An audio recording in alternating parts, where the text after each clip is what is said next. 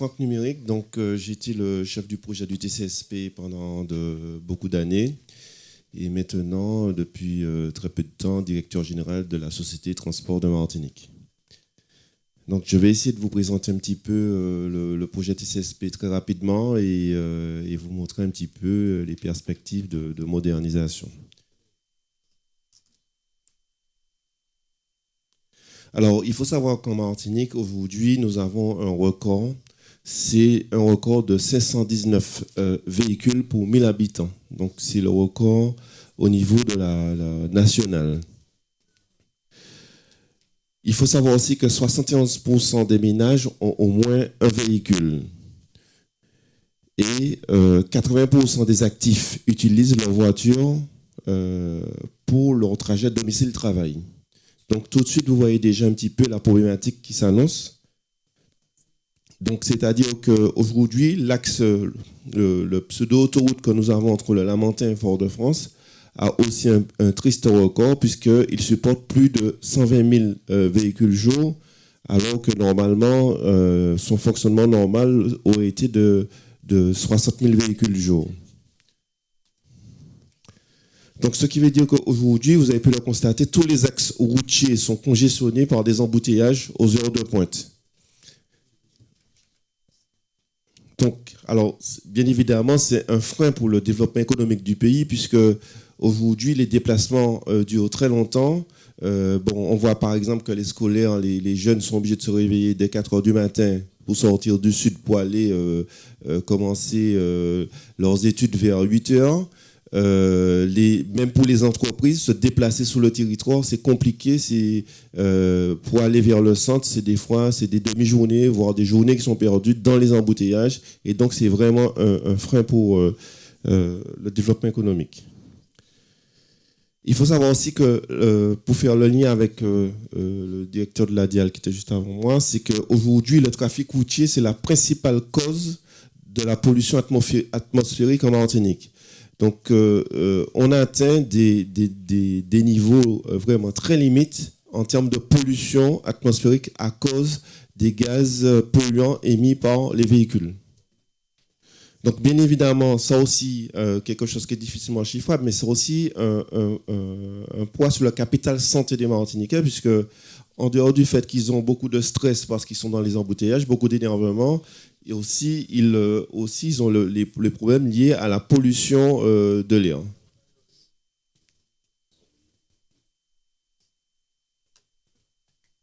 Alors, il faut savoir aussi dans ce constat qu'aujourd'hui, en Martinique, il y a 17 autorités organisatrices de transport et qui fonctionnent sans aucune coordination.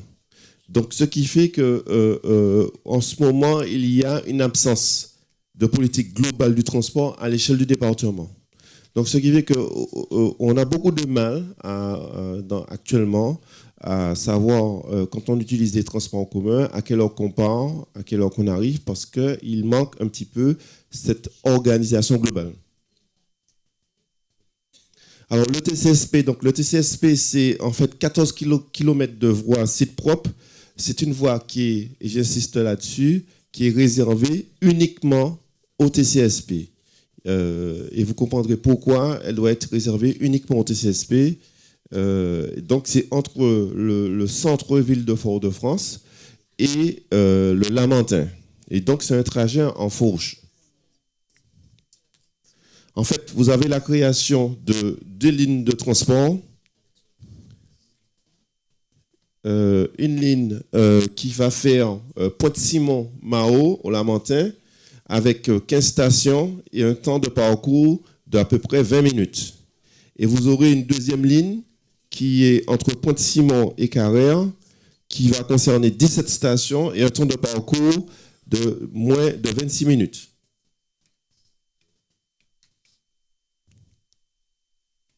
Alors, l'avantage d'avoir un couloir qui est dédié au transport, ça va nous permettre de maîtriser la fréquence et la régularité. C'est-à-dire que, en plus de ça, ce type de véhicule sera prioritaire au carrefour avec un système de feu tricolore qui va lui permettre de passer les carrefours sans s'arrêter.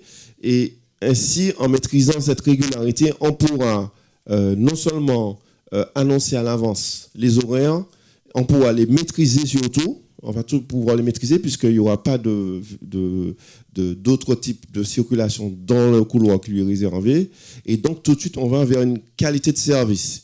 Puisque si nous n'amenons pas cette qualité de service, on aura du mal à attirer les Martiniquais vers ce type de transport.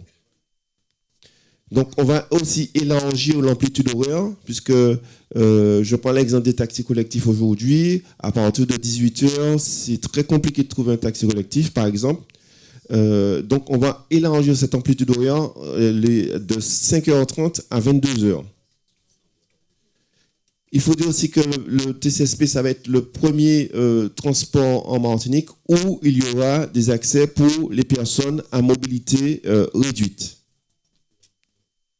Enfin, on a mis l'accent beaucoup sur la sécurité. Dans chaque bus à haut niveau de service, vous avez 8 caméras à l'intérieur et 2 caméras extérieures. Et dans les stations, vous avez des caméras qui sont 2 caméras sur les stations, de façon à sécuriser au maximum ce type de transport. Et il faut savoir aujourd'hui qu'aux heures de pointe, avec ce type de transport, le délai d'attente sera de 6 minutes.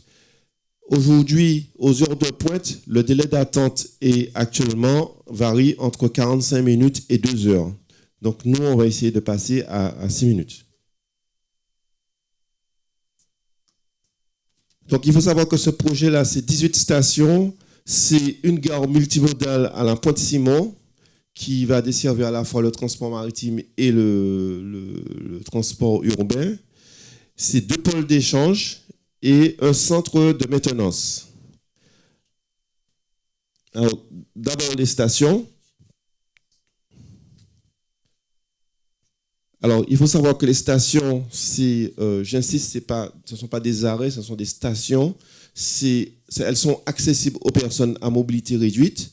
Et la hauteur du quai est calculée pour être au même niveau que le plancher du bus à haut niveau de service, de façon à permettre un accès, comme vous verrez tout à l'heure, facile. Il y aura ce qu'on appelle sur les quais des DATC, des distributeurs de titres de transport automatique. Sur ces stations, comme je vous ai dit, il y a 2 caméras. Une caméra qui se trouve sous l'auvent et une caméra qui se trouve sur un mât extérieur, de façon à avoir une vision globale de tout ce qui se passe autour de la station pour renforcer la sécurité des usagers. Il y aura aussi des panneaux d'information voyageurs, c'est-à-dire que ce sont des panneaux qui vont pouvoir vous annoncer l'arrivée du prochain BHNS, vous saurez exactement dans combien de temps il va arriver. Il y aura aussi un deuxième type de panneau qui va vous permettre de vous indiquer les types de correspondance que vous pouvez prendre, soit avec les bus de la CACEM, des bus mosaïques, soit avec le transport maritime. Donc, vous voyez tout de suite que le TCSP, les conditions de la réussite du TCSP, ça va être aussi l'intermodalité des transports. Alors, pour rester dans le développement durable, vous êtes...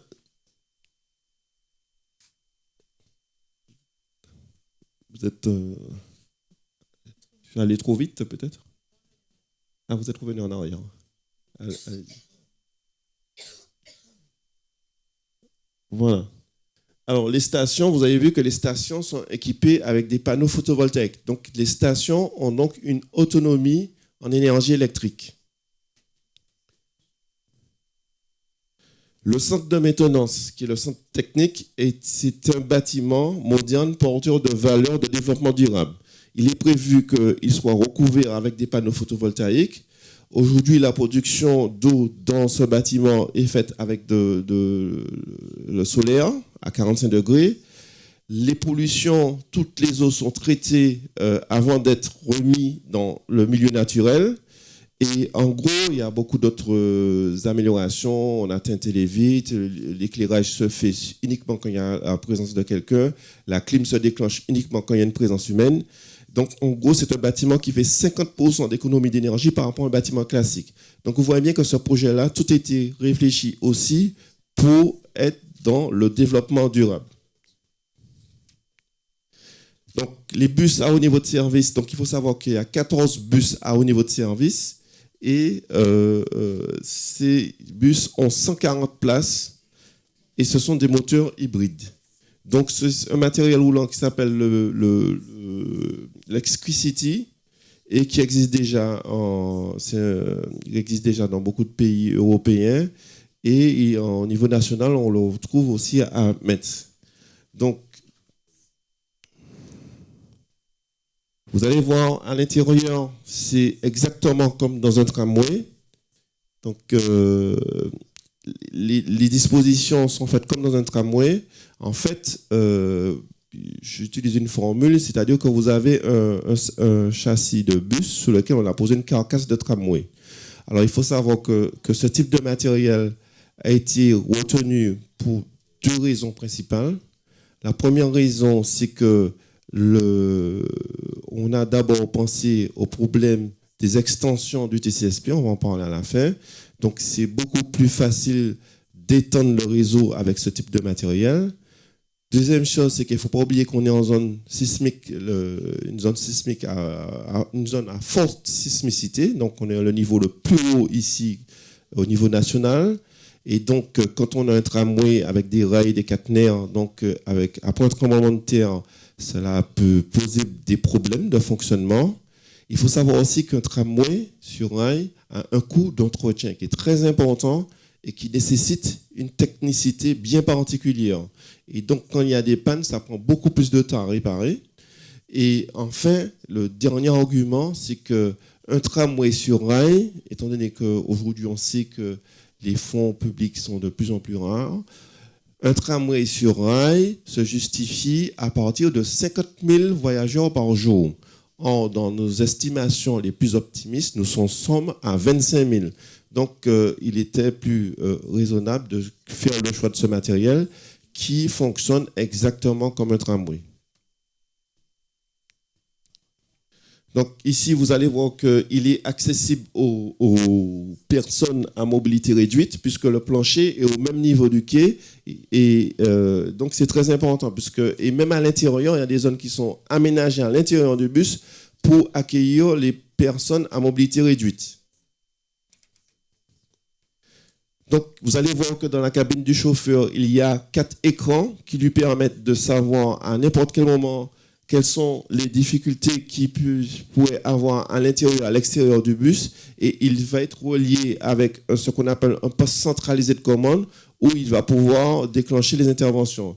Il faut savoir que le changement aussi, c'est que comme on fonctionne en mode tramway, le chauffeur est isolé dans sa cabine, il n'a aucun contact avec les passagers, et son travail, c'est un travail qui va consister à conduire ce type de véhicule, qui nécessite beaucoup de concentration. Alors, il faut savoir que c'est un bus qui respecte l'environnement parce que l'énergie qu'il va utiliser, c'est de l'énergie fournie par des batteries qui sont fixées sur le toit. Et il fonctionne, la traction se fait à 100% avec l'électricité. Donc, alors, il y a quand même un moteur thermique qui est placé à l'arrière du véhicule qui vont permettre d'alimenter les batteries. Alors, il faut savoir qu'il est très silencieux, il ne fait pas de bruit. Et quand il arrive sur les stations, il n'y a aucune émission de gaz polluant en arrivant en partant des stations.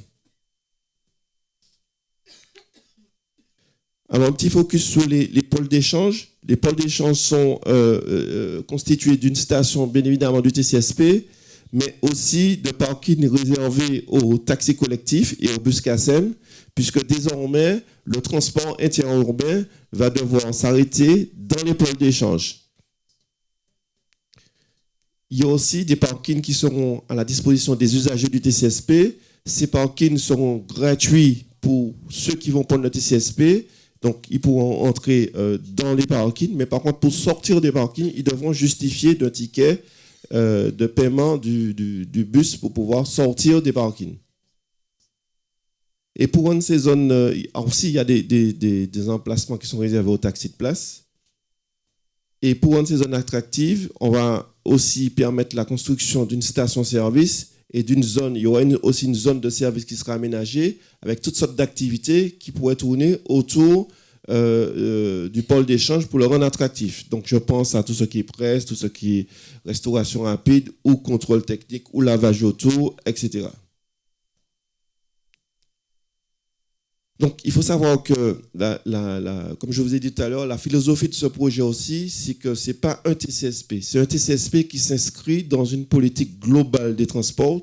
C'était réfléchi en ce sens. Donc, c'est-à-dire que c'est un mode de transport qui permet de se déplacer très rapidement entre Fort-de-France et le Lamentin, mais qu'autour de ça, il y a une réorganisation des transports qui doit se faire de façon à ce qu'il y ait l'intermodalité des transports. Alors, c'est vrai qu'en Martinique, on n'a pas trop l'habitude de ce qu'on appelle de cette rupture de charge, de passer d'un mode de transport à un autre mode de transport.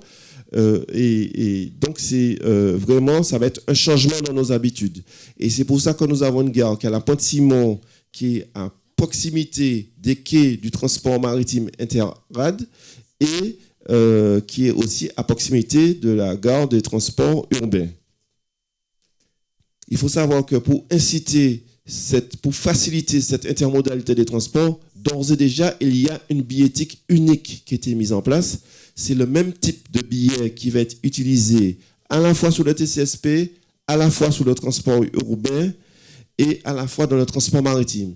Et nous sommes allés beaucoup plus loin dans la démarche puisque nous avons choisi un type de ticket qui est extrêmement moderne puisque c'est un ticket qui s'appelle billet sans contact. Il ressemble à une petite carte bancaire et on abandonne le ticket en carton qu'on mettait dans l'appareil. On passe à ce type de ticket qui va juste passer, qui a une puce magnétique devant un appareil et qui pourrait être rechargeable. C'est-à-dire que là aussi, non seulement on va dans le sens de la modernité des transports, mais aussi vers dans le développement durable, puisqu'on limite l'émission de carton. Donc, ce ticket pourrait être rechargé dans tous les distributeurs qui sont dans toutes les stations. Il pourrait être rechargeable aussi avec les moyens les plus modernes, smartphones, etc., etc. Alors, il faut savoir que le TCSP, pour renforcer cette intermodalité des transports, donc on a déjà vu qu'on a déjà les pôles d'échange où vont être des lieux où tous les types de transports vont arriver. Mais aussi, il faut savoir que dans le projet, nous avons une station qui se trouve, qui a été créée à l'aéroport, donc qui a fait un petit peu l'actualité ces derniers temps. C'est parce qu'aujourd'hui, on s'est rendu compte que les grands centres d'intérêt n'étaient pas desservis correctement par les transports en commun. Jusqu'à aujourd'hui, l'aéroport, par exemple, n'était pas desservi par les transports en commun. Donc, il y a une station qui permettra la desserte de l'aéroport. Et puis, on a positionné 2 stations près de la gare Inter-Île. Alors, il faut savoir que dernièrement, il y a une compagnie de transport maritime qui envisage de proposer un package entre les longs courriers qui vont arriver à l'aéroport et leur navette maritime qui leur permet de desservir les îles à côté, comme Sainte-Lucie, Dominique, etc. Et dans son package, il présente en disant que les passagers pourront prendre le TCSP et comme nous maîtrisons les horaires et nous maîtrisons les cadences, ils pourront programmer l'arrivée, le départ de leur navette en fonction de l'arrivée des longs courriers. Et comme ça, ils disent qu'ils vont quelque part faire un petit peu concurrence au transport aérien inter-île ou apporter une solution supplémentaire. Donc, on voit bien que le TCSP est bien au cœur de cette intermodalité des transports. Alors, donc, en fait, ce que nous prévoyons dans nos études, c'est qu'on prévoit que 34% des usagers du TCSP vont abandonner leur véhicule pour le prendre. Donc, ça, c'est nos prévisions. Donc, le challenge pour nous, c'est d'inciter ce report de passagers qui vont laisser leur véhicule vers le TCSP. Bien évidemment, ça doit s'accompagner d'un certain nombre de mesures. C'est-à-dire que pour les gens qui vont, par exemple, sous le centre-ville, il faut qu'ils aient un petit peu plus de difficultés à stationner. Il faut que donc, de façon à faire cette rupture de change. De toutes les façons, quelqu'un qui va se rendre compte que quand il va aller vers le centre-ville, il va prendre 2 heures d'embouteillage, il va payer des places de parking importantes et il va se prendre des PV parce qu'il n'aura pas rechargé sa carte de stationnement, il fera très vite le choix du TCSP. Alors, il faut dire aussi que nous sommes sous des prévisions de 25 000 voyageurs par jour et de 6,4 millions de voyageurs par an. Enfin, pour terminer, il faut savoir que d'ores et déjà, nous avons déjà commencé à... Nous avons d'ores et déjà commencé à réfléchir aux extensions du TCSP. Même nous prenons du retard sur ces études. Nous aurions déjà dû les commencer beaucoup plus tôt, de façon à ce que... Alors, beaucoup de gens me disent, mais monsieur Numérique, vous n'avez même pas mis en service le TCSP actuel, vous êtes déjà sur les extensions. C'est justement ça, il y a un délai d'étude qui est très important. On voit bien que le projet actuel, il a commencé depuis plus de 10 ans. Donc nous, on a commencé déjà les études et le premier objectif pour nous, ça va être d'arriver à Schœlcher, faire une extension à Schœlcher et plus particulièrement arriver à l'université. L'université se trouve à Schœlcher. Ça, c'est la première extension. La deuxième extension, ce sera d'aller, dans un premier temps, vers le carrefour Union et desservir par là même l'hôpital de Montgauvilsin et après de prolonger sur le Robert. Et la troisième extension, ça va être d'aller sur Rivière-Salée, puisque ceux qui arrivent du sud savent très bien qu'il y a d'énormes embouteillages entre Rivière-Salée et le centre de la Martinique.